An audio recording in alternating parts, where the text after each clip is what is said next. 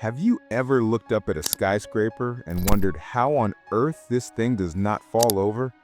These massive towers weigh millions of tons, rise higher than the clouds, yet stand tall against gravity, wind, and even earthquakes.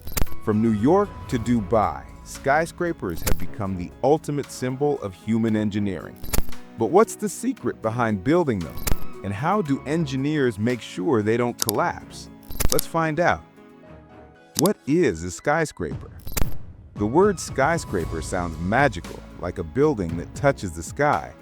But what really makes a building a skyscraper?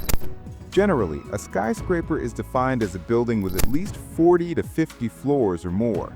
Back in the late 1800s, the world's first modern skyscraper, the Home Insurance Building in Chicago, had only 10 floors, and at the time, people thought that was insanely tall.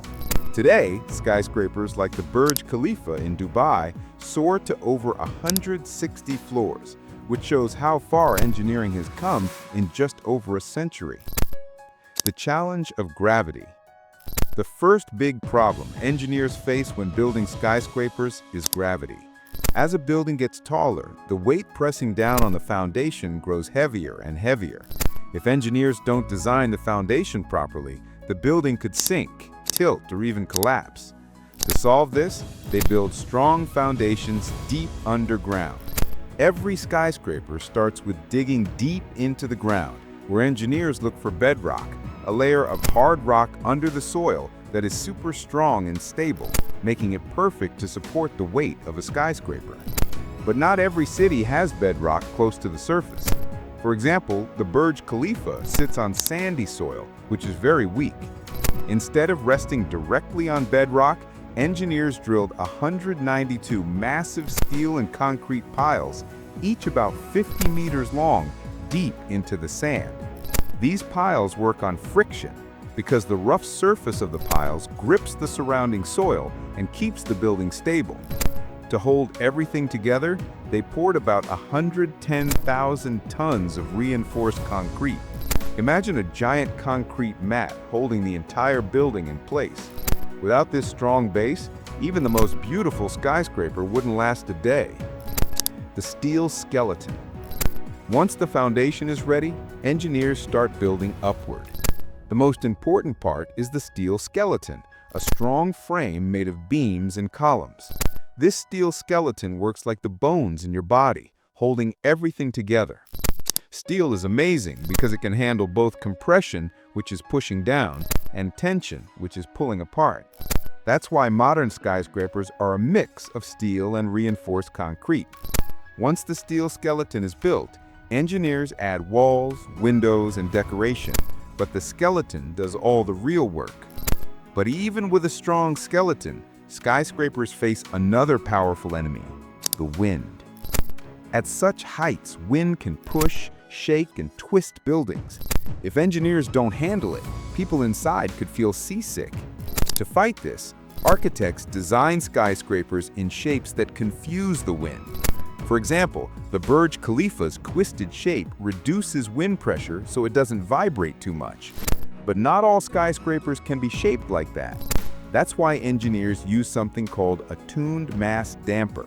It's basically a giant, heavy ball that swings slightly to cancel out the sway of the building. This way, the building stays stable, even in strong winds. Wind isn't the only danger. Earthquakes can also shake skyscrapers violently. If not built carefully, tall buildings could crack or even collapse. To protect against this, engineers use flexible materials and designs.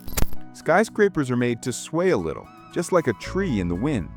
This movement helps absorb the energy of the earthquake instead of resisting it completely. Some towers also sit on special shock absorbers, like giant springs or rubber pads. These shock absorbers act like cushions, softening the shaking before it reaches the building. From the outside, skyscrapers look like tall walls of glass and steel. But inside, they are full of hidden systems that make life possible. Elevators are the most important. Without them, people could never reach the top floors. Modern skyscrapers use super-fast elevators that travel hundreds of meters in just seconds. Water systems are also critical, bringing clean water up to the highest floors.